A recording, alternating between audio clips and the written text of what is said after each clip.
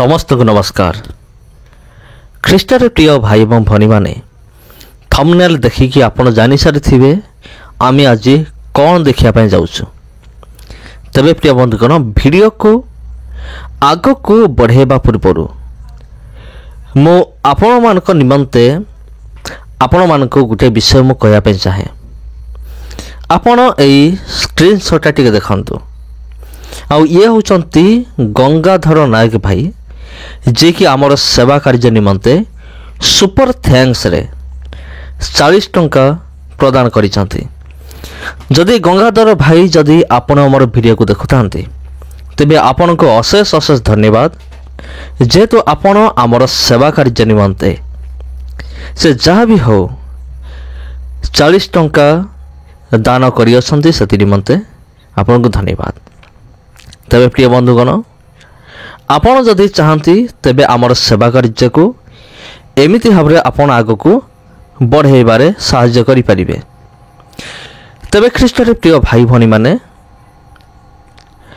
चलंतु आजिर video रे आमे माने देखिबा सही समुद्र जेउ समुद्र रे जुनसंकु माछ गिळिथिला एवं जाइकी शुष्क भूमि रे उद्गार करिथिला। तबे वीडियो को आपण देखुथांतु शेष पर्यंत देखंतु वीडियो को देखुथांतु। तबे अनेक गुडी विषय आम आलोचना करिबा जुनसंक विषय रे जो ऐतिहासिक तथ्य गुड़िक रही अछि से ऐतिहासिक तथ्य गुड़िक आमे माने एमिति आलोचना माध्यम रे जानि परिबा। आपण जदि जुनस तार एक अध्याय जदि पढ़िबे प्रथमरु तबे सेठू पूरा वर्णना कर जाइछि जुनस किपरि परमेश्वर ठारू लुचिकी निनिबी को जीवा बदल रे तर्शीस को पळौथले। यदि एक पद पढ़िबे लेखा अछि अमितयंक पुत्र जुनस। जुनस थिले अमितयंक पुत्र। आ दुई पद रे आपण पाई परिबे सदा प्रभुकर आदेश आसिला जे हे जुनस तुमे निनिबी को तुमे जाओ। किंतु तीन पद रे लेखा अछि से तर्शीस को जीवा निमंते एक जहाज चढ़िले। आउ चारि पद रे आपण पाई परिबे लेखा अछि समुद्र मध्य प्रचंड पवन हैला एमती आपण पाई परिबे। आ समस्त निज निज देवता को डाकिले। आउ जहाजर जी अध्यक्ष थिले से जुनसंक पाख आसुचंती। सेतबे जुनस घोर निद्रा रे गोटे कोण रे जाइकी शयन करथिले। सेतबे से कहउचंती समस्त तो निज निज देवता को डाकुचंती। आउ आमे जेमति रक्षा पाइबो तुमे मध्य निज देवता निकट रे प्रार्थना कर। आउ सही समय से माने गोली बांट करुचंती। गोली बांट करिबा परे जुनसंक नाम रे से गुलीटा उठिला। तबे प्रिय बंधुगण आजिर वीडियो आमे माने देखिबा जुनस आ जो समुद्र रे दंग निक्षेप कराइतला। आ जुनस कहउछन मो जने प्रिय आ मो सदा प्रभु ठार लुचिकी पड़ी जाउछि जे कि समग्र जगत को तैयारी करिसंते। आ समान कहउछन आमे बे कोन करिवो। आ जुनस कहउछन मते धरिकी समुद्र रे पकई दियो। आ से माने जुनस कोन करूछंती समुद्र पकई देउछंती। एक बड़ माछ आसिकी कोन करूछि जुनस को गिळि देउछि। तापर दुई पर्वर 10 पद आम देखुछु से माछ कोन करूछि एक शुष्क भूमि रे उद्गार करूछि जुनस को। तेबे ख्रीष्टर प्रिय भाई एवं भनी माने आपण एई जो समुद्र देखुचंती हुए तो अनेक ए कथा को विश्वास मध्य करिवे नाही। कोन एईटा कोन प्रकृत रे कोन सेई समुद्र की जो समुद्र रे जुनस को माछ गिळिथिला। अनेक विश्वास करिवे नाही जे माछ गिळिथिला शुष्क भूमि रे उद्गार करिथिला। तबे ख्रीष्टर प्रिय भाई एवं भनी माने एईटा होची सेई समुद्र बोली बाइबल लिखा नाही। आपण जो समुद्र देखुचंती ये होची भूमध्य सागर। आपण पढ़िथिबे स्कूल रे भूमध्य सागर। आउ बाइबल रे एमती लिखा नाही जे भूमध्य सागर बोली କିନ୍ତୁ କିଛି ବାଇବେଲର ସ୍କଲାର୍ସ ମାନେ ଅଛନ୍ତି ଯେଉଁମାନେ କି ଦାବି କରନ୍ତି ଯେ ଜୁନୋସକୁ ମାଛ ଗିଳିଥିଲା ଭୂମଧ୍ୟ ସାଗରରେ। କିନ୍ତୁ ଆଉ କିଛି ସ୍କଲାର୍ସ ଅଛନ୍ତି ଆଉ ସେମାନେ ଦାବି କରନ୍ତି ଜୁନୋସକୁ ମାଛ ଗିଳିଥିଲା ଆରବ ସାଗରରେ। ତେବେ ପ୍ରିୟ ବନ୍ଧୁଗଣ, ସେ ଯାହା ବି ହେଉ, ଇତିହାସର ଆମକୁ କିଛି କିଛି ସମ୍ୟକ ଧାରଣା ମିଳେ ଆଉ ଜୁନୋସକୁ ମାଛ ଗିଳିଥିଲା। ତେବେ ପ୍ରିୟ ବନ୍ଧୁଗଣ, ଇଏ ହେଉଛି ସେଇ ଭୂମଧ୍ୟ ସାଗର ଯେଉଁଟା ଆପଣ ଦେଖିଲେ। ଆଉ ବର୍ତ୍ତମାନ ଆପଣ ଯେଉଁଟା ଦେଖୁଛନ୍ତି ପ୍ରିୟ ବନ୍ଧୁଗଣ, ଇଏ ହେଉଛି ସେଇ ସମୟର, ମାନେ କେତେ ବର୍ଷର ପୁରୁଣା ଦେଖନ୍ତୁ, ଏକ ପୁରୁଣା ଷ୍ଟାଡ଼ିୟମ୍।